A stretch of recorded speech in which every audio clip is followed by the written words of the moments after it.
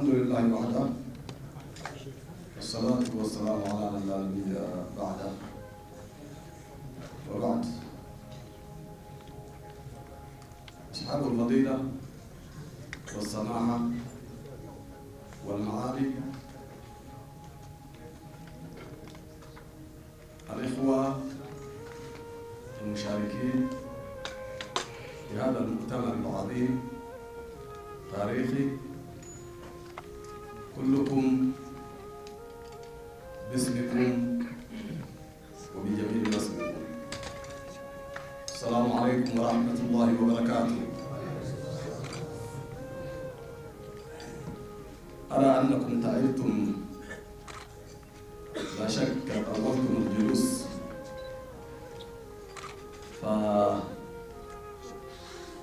أريد إن شاء الله تعالى أن أجيزكم بقدر المستطاع، وإن كان الكلام طويلا جدا جدا.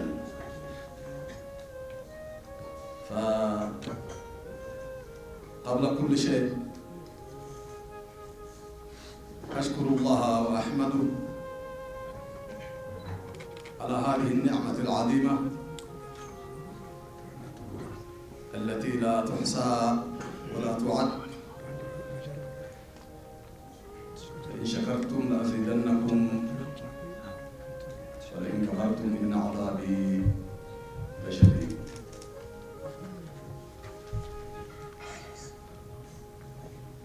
الحمد لله الذي أنعم علينا بهذه الحرية الذي تمتعنا به خلال 3 أيام متوالية ومتواصلة بدون أن نفطر ولا نستريح. فهذه النعمة في حياتنا ما مرت علينا. هذا المؤتمر التاريخي ينبغي أن يسجل بماء الذهب إن شاء الله تعالى. ثم نشكر هذه الحكومة المباركة التي هيأت لنا هذا المجال حتى نلعب دورا فيما شئنا قدر ما شئنا بدون أي خوف ولا تردد، وهذه فضل من الله، ثم بفضل هذه الحكومة المباركة حفظها الله، وعلى رأسها فخامة رئيس الوزراء قائد المسيرة دكتور أبي أحمد علي حفظه الله وأعانه عليه. فأريد أن أوجد باللغة المحلية لعلمكم المتابعون من الداخل والخارج يستفيدون أو يتابعون ماذا يقول أميركم أو رئيسكم، هذا لعلمكم. فلذا أنا أحولكم إلى اللغة المحلية ألا وهي الأمهرية. ተከበራችሁ ዑለማዎቻችን፣ ሙፍቶቻችን፣ ዱዓቶቻችን፣ ምሁሮቻችን፣ ቃቢዎቻችን፣ የተከበራችሁ በዚህ ታሪካዊ ኮንፈረንስ ውስጥ የተገኛችሁ የተከበራችሁ እንቅልፋችሁን ጊዜያችሁን አጥታችሁ ጊዜያችሁን ሰጥታችሁ ይሄንን የመሰለ علوم الشريعة ቆፍራችሁ ባህት ያደረጋችሁልን ሪሰርች ያቀረባችሁልን ሁላችሁም በስማችሁ በደረጃችሁ አላህ ይጨምርላችሁ እያልኩ መጀመሪያ በአላህ ሰላምታ ልጀምራችሁ። አሰላሙ አለይኩም ወራህመቱላሂ ወበረካቱሁ። ኢንሻአላሁ ተዓላ 3 ቀን ተከታታይ እረፍት ሳታገኙ ይህንን ፕሮግራም በዚህ መልክ እንድሳካ ያደረጋችሁ ሁላችሁም በራሴና በኢትዮጵያ እስልምና ጉዳዮች ጠቅላይ ምክር ቤት ስም ሊያመሰግናችሁ እወዳለሁ።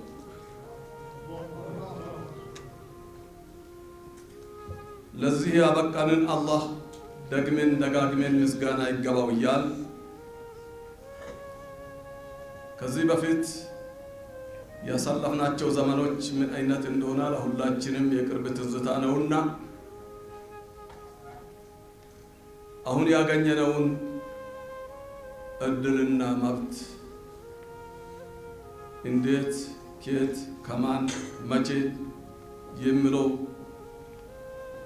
የሁላችሁም እውቀት ነውና ይህንን መብት እንድናጎናጽፍ ለኢትዮጵያ እስልምና ጉዳዮች ጠቅላይ ምክር ቤት ሙሉ ፍቃድ አግኝተን ከኤንጂኦ ወደ ተቋም የለወጠልንን ውድ መንግስታችንን በዚህ አጋጣሚ ሊያመሰግነው እወዳለሁ። የመንግስታችን መሪ ክቡር ዶክተር አብይ አህመድ አሊ እኛ ብዙ ነገሮች ስንል በቆየንበት ሰዓት እኔ እስላም ሁለት አላቅም እስላም አንዱን ነው የማውቀው ብሎ አንድነታችን ላይ ተማምቶ ይህንን እድል እንድናጎናጽፍ ያደረገልንን ደግመን ክቡር ዶክተር አብይ አህመድን በእናንተ በራሴ በመንግስታችን ስም ሊያመሰግነው እወዳለሁ። ይህንን ካልኩኝ በተቻለ መጠን ስለደከማችሁ አሳጥራለሁ ብዬ ስላልኩኝ የማላልፋቸው ነገሮች ፊት ለፊቴ ይታዩኛል። ዛሬ በህይወታችን ታሪክ ቅድም አባታችን ታላቁ ዓሊማችን ሼህ ዩሱፍ ሀጂ ዩሱፍ ጭሮ ሀጂ ዩሱፍ አደም ያሉት ነገር እድሜ 85 ነው አሉ። በዚህ እድሜ ውስጥ 85 ዓመት ቆይቶ በኢትዮጵያ ደረጃ ይህንን ታሪክ በማየቴ አልሐምዱሊላህ ማለት ይገባናል። 85 ማለት ቀላል አይደለም። እንኳንስ እኛ ከኛ በፊት እድሜ ጠገብ የሆኑ ዑለማዎች እንዲስሉ ምን አይነት ንዕማ ነው ያጎናጸፍነው ማለት ወደ ኋላ ተመልሰን ማየት ይቻላልና ዛሬ የተላለፉት ፈትዋዎች እንቅልፍ ያሳጣችን የተባለንበት የተናከስንበት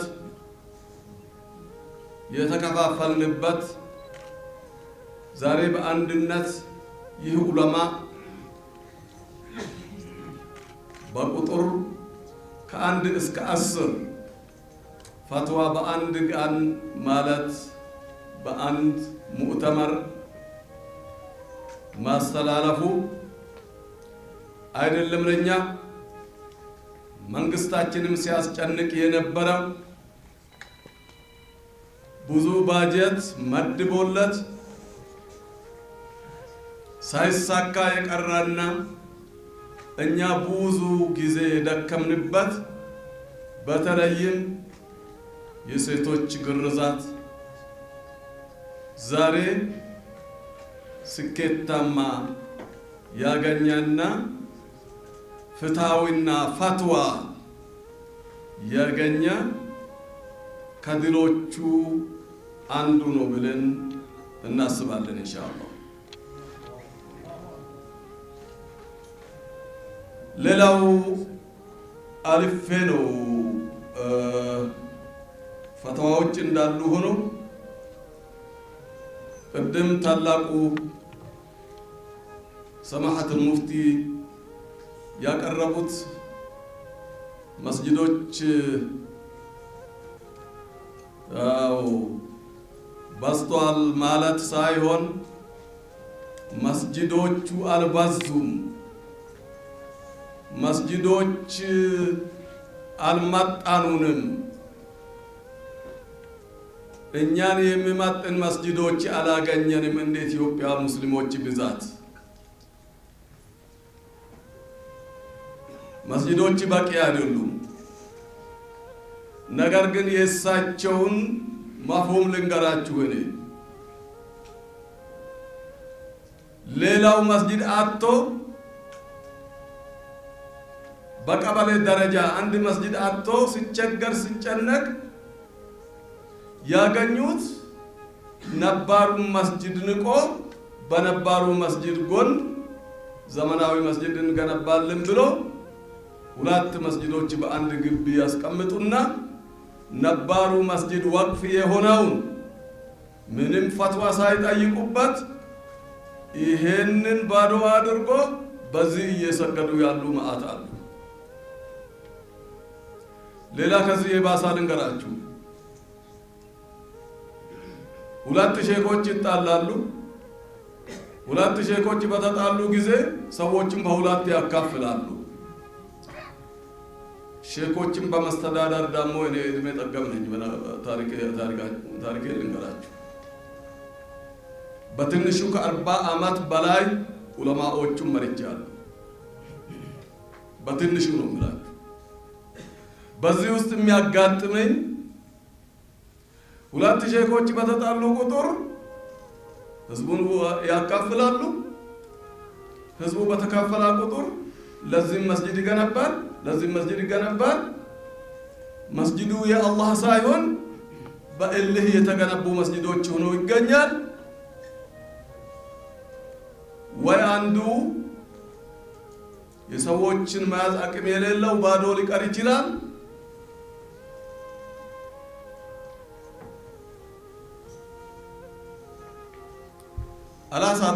ላሳጥር ብዬ አላስረዝምም። እኔ በተግባር የደረሰብኝም ብነግራችሁ አንድ ጊዜ እንደ ምሳሌ አጠር አድርጌ አንድ ጊዜ በአውራጃ ደረጃ ባደርግ ጊዜ ነው የሆነ ስልጣን በራሴ ፈጥሬ የመስጂድና መድረሳ አጠናካሪ ኮሚቴ ብዬ ፈጥሬ በዛው ጁምዓ የማይመጣ አካልን ዜሮ እያስጠራሁኝ በዛች ባገኘው ስልጣን 50 ሳንቲም አስከፍል ነበር። በስሙኒ ነበር በ25 ሳንቲም ነበር የጀመርኩት። 25 ሳንቲም እያስከፈልኩኝ ሰዎቹ ጁምዓ እየቀሩ 25 ሳንቲሞች መብዛት ጀመሩ። ማሳደግ አለብኝ ብዬ 50 አደረስኩኝ። 50 ሲያደርስ መስጂዱ ጠበበ። ያለበት ቦታ ባለበት ቦታ መስጂዱ ጠበበና አሁን ምን አመጡ እና ከላይ መንደር ሄደን ደካማ ሽማግሌ አለ፣ ደካማ አሮጊት አለ፣ ለምንድን ነው በቀያችን መስጂድ ማንገነባ? ለዚህ ነው የምንቀጣ ተባብሎ ሁሉም በያለበት መስጂድ ጀመረ፣ በራሱ ገንዘብ ማለት ነው። ስጀምር ወጣቶች ምን ጀመሩ? وصلي صلاة قدي صدا شرنجي الله أكبر. شرنجي كفل الله 50 سنتيم كفل الصلاة ما يمدى. ደርግ ያግዘኝ ነበር። በነገራችን ላይ እውነት አይመስላችሁ ህግ አለኝ ያለ እኔ በዛ መሰረት ሁሉም ግር ብሎ ወደ 25 መስጊዶች አንድ ጊዜ ተጀመሩ። ለምን እዛ ሄደን ለምን እንቀጣለን? መሬቱ ሩቅ ነው፣ እዛ ድረስ ለምን እንለፋለን? በየመንደራችን ሁላችን በዚህ መጡብኝ ብዬ ያዛረኩትና ያለ እኔ ፍቃድ አንድ መስጊድ እንዳይሰራ ባለበት ይቁም ብዬ አዋጅ አወጣሁ። እንዴ መስጊድ የሚገነባ እንደሚከለክል አካል ለካ አለ ብሎ ህዝቡ ገና አዲስ ህግ ሰማ ማለት ነው። በዛ መሰረት ምን ያደረኩኝ እኔ መስጊዱ ግንባታም እንዳይቀር በእልህም እንዳይሆን ሄደን በየአውራጃ በየወረዳ በየቀበሌ ሄደን ቦታ መከፋፈል ጀመር። ይገባል የምንለውን መስጊድ አሰረን፣ አይገባም የሚለውን መስጊድ አስከለከል ነው ማለት ነው። ስለዚህ እንዲህ ያለ ችግሮች ስላሉ አሁንም ቢሆን መስጊድ አባት ባላ መኖሩ እንደፈለገው ባጀት ያገኘ በፈለገው ቦታ በራሱ ስለምተክል አጠገቤ መስጊድ አለና ይሄ በቂ ነው ሳይል መሪ እንደሌለው ሲደረግ የነበረው ነው ዶክተር ሲያስገነዝቡ የቻሉትና በቀላል አታዩት። ይሄ እንደ መጅልስ ከዛሬ ጀምረን የቤት ስራ ወስደናልና እንሄድበታለን። መስጊዶች ዑለማዎቻቸውንና የአካባቢውን ህዝብ በሚመጥን መልኩ እንዲሰሩ እናደርጋለን። መስጊድ የሌላቸው ደግሞ ቦታ እንዲያገኙ እናደርጋለን። ስጋታችሁ ድሮውም ቢሆን መስጊድኛ ደማችን ከፍለን ፍዳችን ከፍለን ነው ቦታ የምናስገኘውና መስጊድ የምናስገኘው። ይሄንን ምክንያት ካደረገ ደግሞ መንግስትም ሌላ ሊል ይችላል የሚሉትም እንዳለ ሆኖ እንደዛም ይሆን የለም። መስጊድ በቂ አይደለም ለኛ ለህዝባችን ለኢትዮጵያ ህዝብ ሙስሊም መስጊድ በቂ አይደለም። ግን የተደራረቡትን ቦታ እኛ እንደ መጅልሶች እናስተካክላለን ለማለት ፈልጌ ነው። በሌላ በኩል ዲዋኑ ዘካት የምትሉትና እንዲሁም የእስላማዊ ገቢዎች ማአት ናቸው። እንዳጠቃላይ እናንተ ዛሬ ዑለማዎች የሰራችሁት ስራ በአንድ በኩል በጣም ይገርመኛል። ለካ ያ በፊቱ መንገድ ይሄንን አውቆ ነው እናንተን ሊያስር የቻለ። ብትለቀቁ ምን እንደምትሰሩ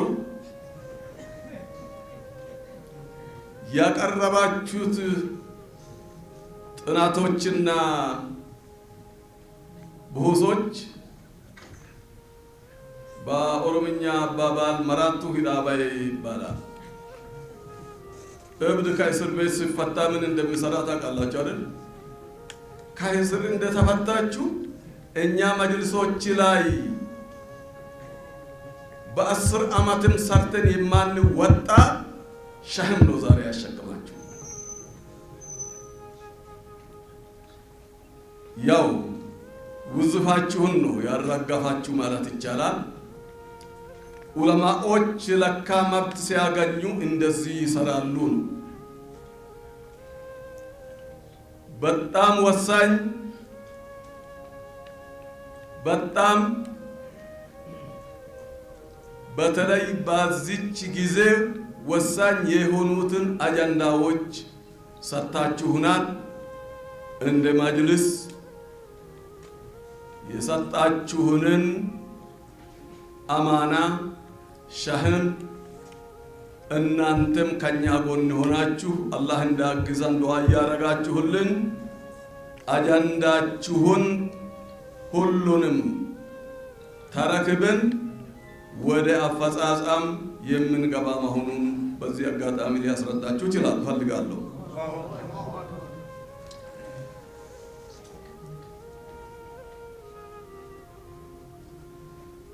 አንዳንዶች አላነሳምና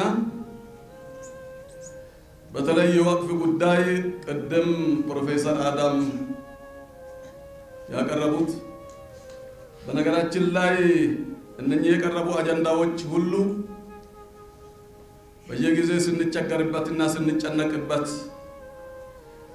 ቆይተን አሁን አልহামዱሊላህ ይሄን መድረክ ስናገኝ የዑለማዎች አንድነትና ብቃት ያላቸው ዑለማዎች መደራጀት ሲገኝ ጣጣችን ወደ እነሱ ያረጋግፍን ስለሆነ እነሱም ብድራችን መልሶልናል። ሁሉንም ጥናት አጥንቶ ወደኛ መልሶ የቤት ስራ ፈጥሮልናል እና በተለይ ኦቃፍ ላይ ኦቃፍ በሀገራችን ማአት ኦቃፎች አሉ። ቅድም ሼህ ሱልጣን ለመጥቀስ ግማሹን ሞክረዋልና ያልተጠቀሱ ማአት ኦቃፎች አሉ። መሪ አላገኙም፣ አባት አላገኙም። እንግዲህ ኢንሻአላህ አባት ከተፈጠረና መሪ ከተፈጠረ ኦቃፎች በሀገር ደረጃ ያሉ ኦቃፎች ፎርም ይዘጋጃል።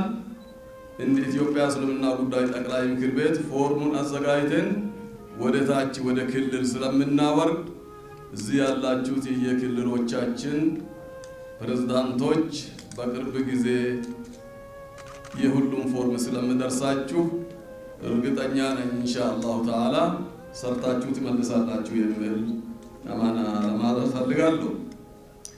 ሌላው ባንኮች ያው ለፍተን ታክተን ጥረን ግረን ያገኘነው ነውና በተለይ አራቱ ባንኮች በእኛ ጥያቄ በዑለማዎች ትጋት የመጡ ስለሆነ ሁላችንም ዘንዳቸው ቆመን የበለጠ እንዲበረታቱ እናደርጋለን። የኢትዮጵያ ባንኮች ሁሉም የኛው ናቸው፣ የሀገር ገንቢዎች ናቸውና በተለይ በዚህ በሐጅና ዑምራ ጊዜ ባንኮች ለኛ ወሳኞች ናቸው። የሚሰሙት ባንኮች ይሄንኑ አውቆ የኢትዮጵያ እስልምና ጉዳዮች ጠቅላይ ምክር ቤት ዘንድ በአቅማቸው እንዲቆሙ በዚህ አጋጣሚ ሊጠይቃቸው እወዳለሁ። በስተመጨረሻ ላይ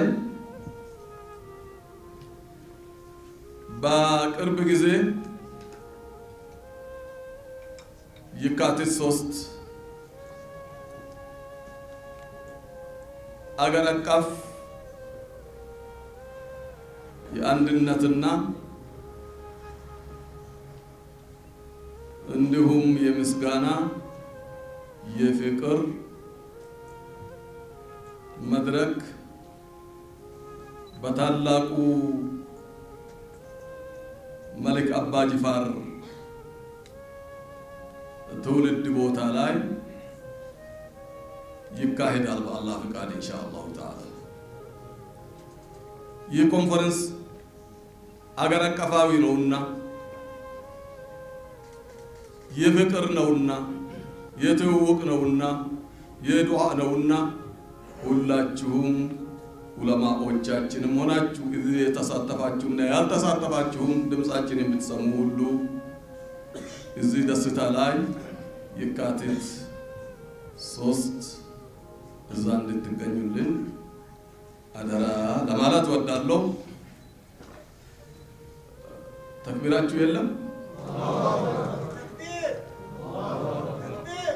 ምንም ደብዳቤ እንደማትጠይቁን እርግጠኞችንና ያው እናንተ ስትሉ የነበረ ነው አጢኡላህ ወአጢኡ ረሱል ብላችሁ ያስተማራችሁ ስለሆነ ይሄ አምርን ባይሆን ሸፋዓ ለማለት እንችላለን።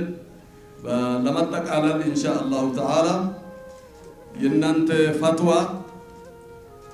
ፈትዋ ስለተደረገ ብቻ ሳይሆን ወደ ተግባር ካልተለወጠ ፈትዋ ከንቱ ልፋት ሆኖ ይቀራል። እነኚህን ፈትዋዎች ወደ ስራ ለማተርጎም